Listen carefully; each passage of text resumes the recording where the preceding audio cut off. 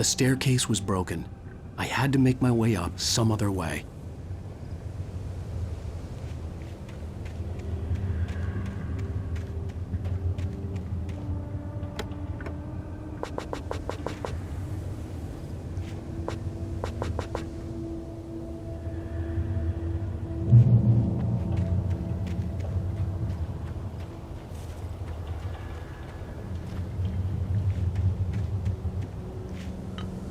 There was no power.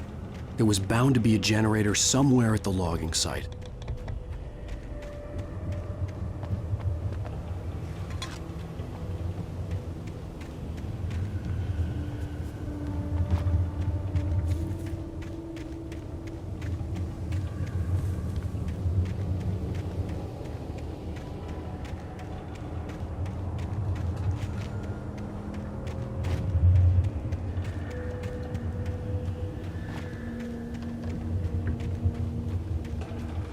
With all this forestry equipment, there had to be something I could use to reach the top.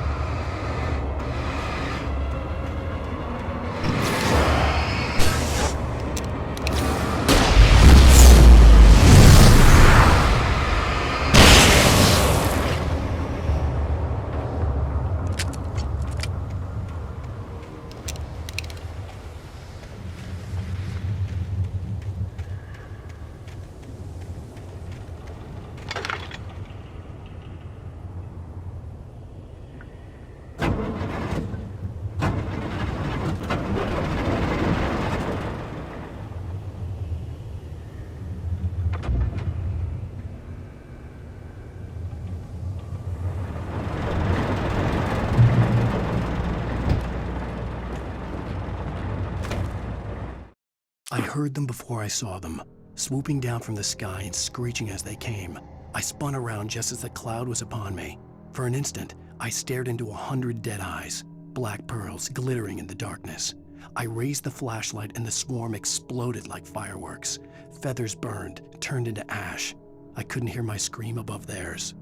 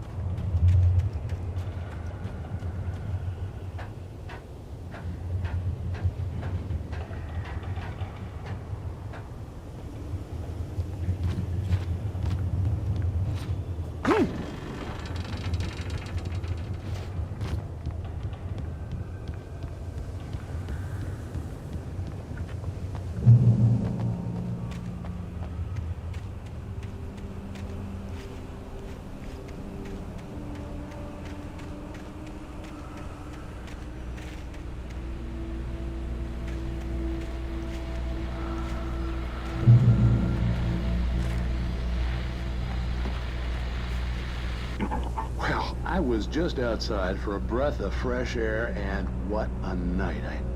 I know most of you are probably in your beds by now, but if you're still up and around, take a moment. Step outside for a spell and breathe in deep. The weather is absolutely still. The sky is crystal clear. It's like the forest is quietly breathing along with you. As you listeners know, I'm a night owl, and it's on nights like this I wish I wasn't cooped up in the studio.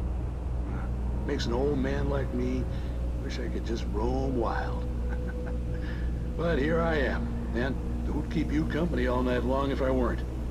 It looks like I'm not the only one staying up late. Caller, you're on the air. Hey, Pat, it's Maurice Horton. Hello, Maurice. What are you up to? Well, I was just taking Toby on his walkies.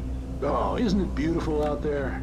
Sure, but Pat, the reason I called is that Toby heard something rustling in the undergrowth and took off after it, and I couldn't find it. Probably a rabbit. Sure, Toby loves rabbits. Well, sure. Anyway, I figured that, if anyone runs into Toby, they could grab him. My number's on his collar. And Toby's a friendly dog? Toby loves people. Usually he comes back, but we were pretty far from home, and it sounds like he went pretty wild there.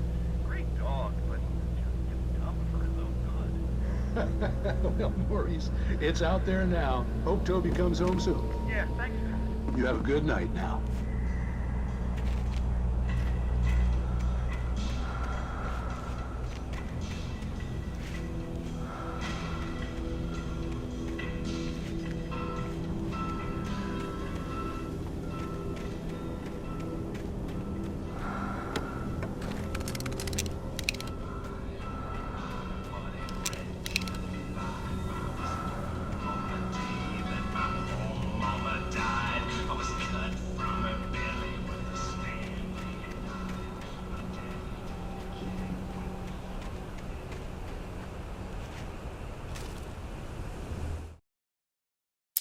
At first, I kept finding the pages as if by accident. The book I couldn't remember was either a terrible and true prophecy or an act of creation that had rewritten the world. I began to hunt the pages feverishly, for they held the answer to the mystery. With it, I could save myself. With it, I could save Alice.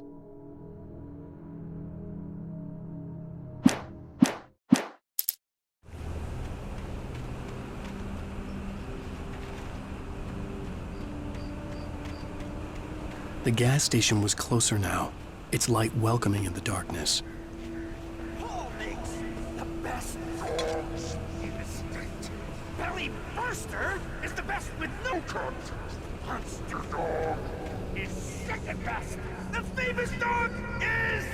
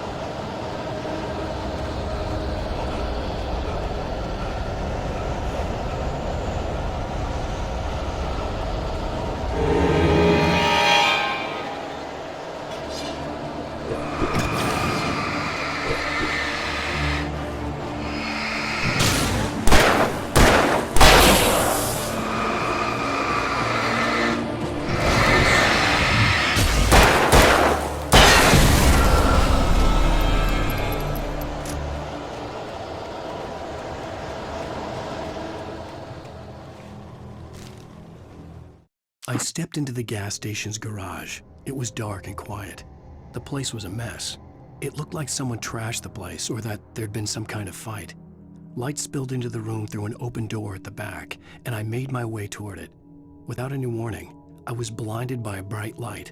An old portable TV on the shelf had come alive by itself.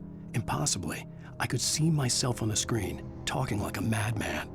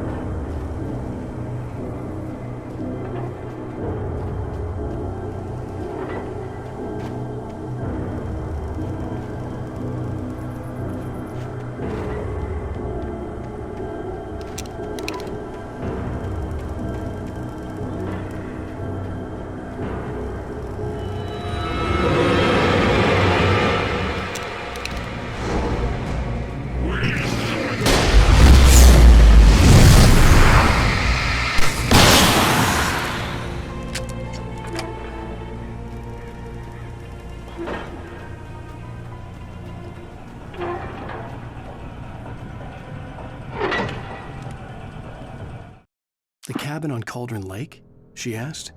The sheriff looked at me suspiciously. The early morning light flooded through the office windows. I would probably never have gotten out of the woods alive without her help, but I couldn't tell her the truth of what I'd faced the previous night. She'd think I was lying or crazy. She'd lock me up, and she wouldn't help me find Alice.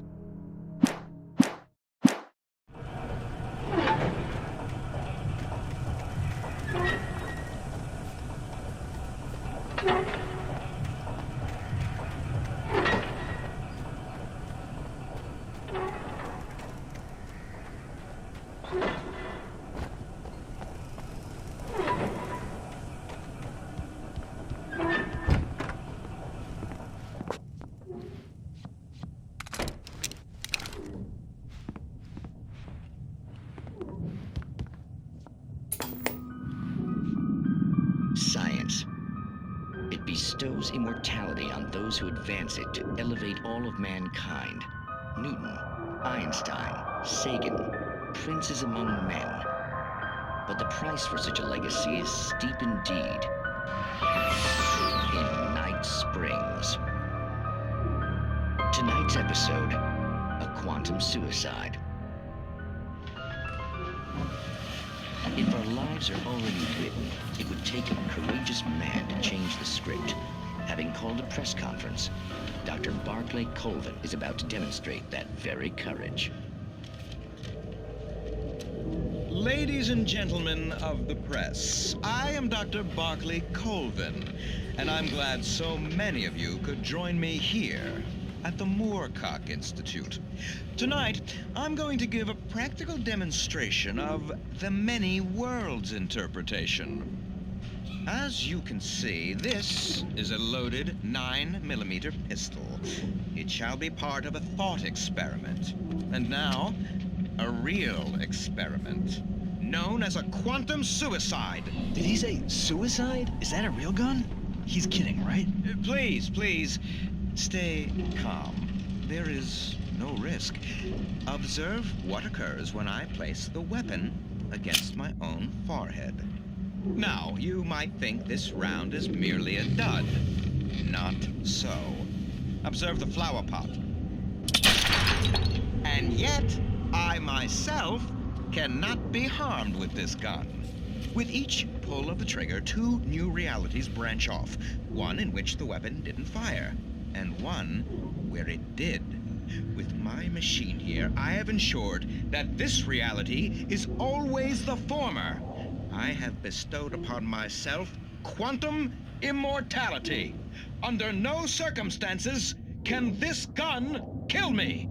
So wait. What you're saying is that every time you pull the trigger, in another reality, you die? Yes, of course, but that's completely trivial.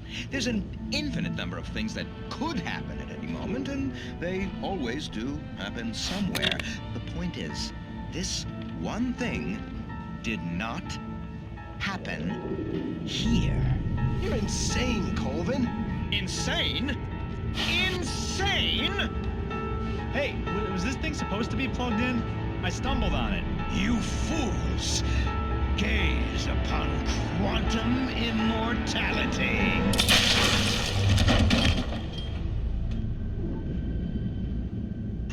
Poor Dr. Colvin, felled by his own hubris or the ignorance of the masses.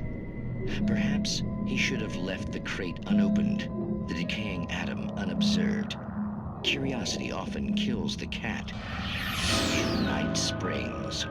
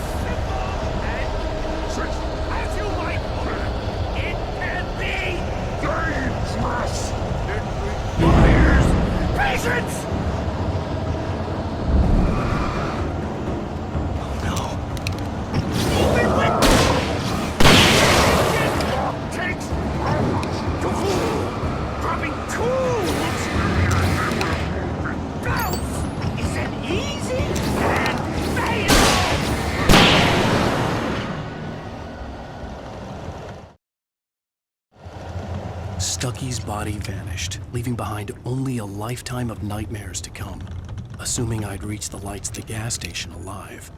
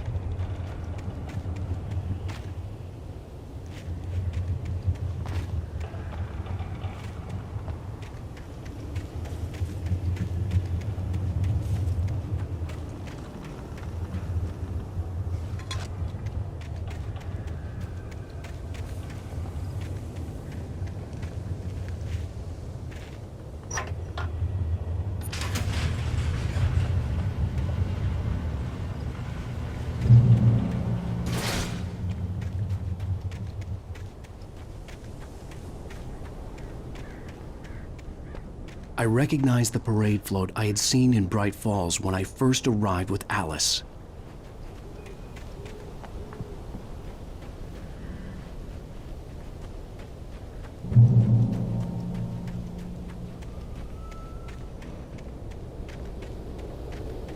After the insanity I had just experienced in the darkness, the lights of the gas station felt comforting. At least for a moment, the sane world reasserted itself.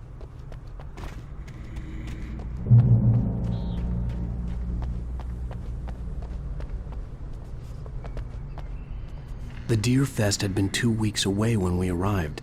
If the day count on the banner was right, I was missing a whole week between the night we got here and now. Stucky spat on the garage floor and tried to shake the cobwebs from his head. Ever since the couple never showed to pick up the keys, things had been fuzzy. Something, a feeling caught his attention. Stucky looked up and stared as his brain tried in vain to process the horror before him. He stumbled back, knocking over a can of oil. A black pool spread across the floor while he struggled for a brief moment, then let go as the unrelenting darkness engulfed him.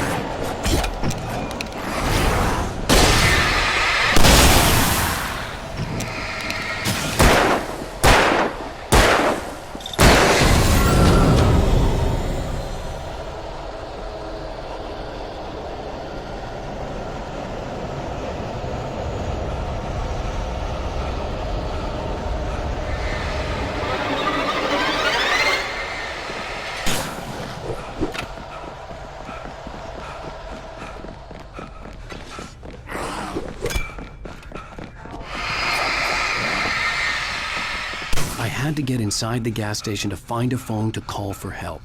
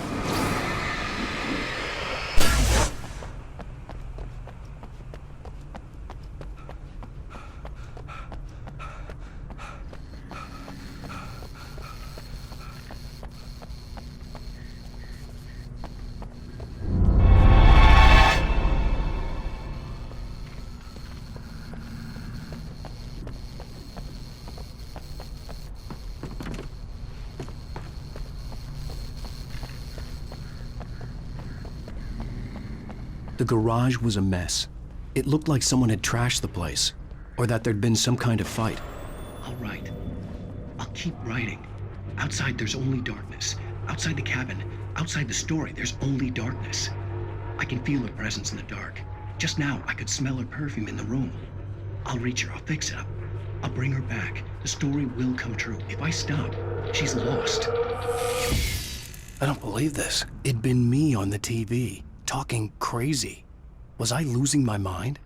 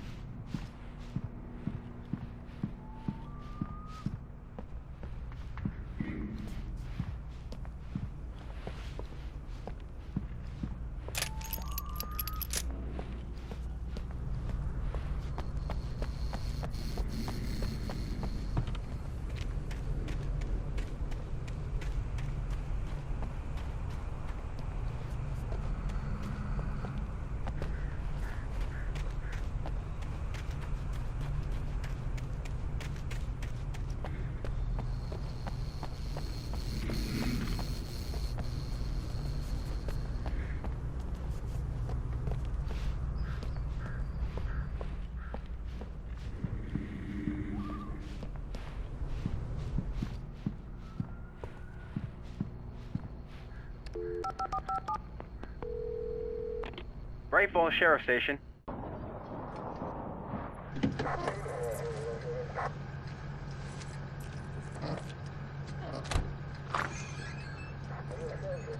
Oh, thank God, Sheriff. Sheriff Sarah Breaker. You are... I'm Alan Wake, but listen, I was in a car crash. My wife, Alice, she's missing. Calm down, Mr. Wake. We were staying in a cabin on the island, on Cauldron Lake. There's no island on Cauldron Lake, not since the big eruption in the 70s. Please, I can take you there, okay? You look like you've taken a pretty bad knock to the head. Are you okay? Listen. We'll figure this out. Please get in the car. We'll swing by the lake and then we'll go to the station, okay? Mr. Wake, have you seen Stucky, the guy who owns this place? I realized I couldn't tell her what had happened in the forest. She wouldn't have believed me. And then she wouldn't have helped me with Alice.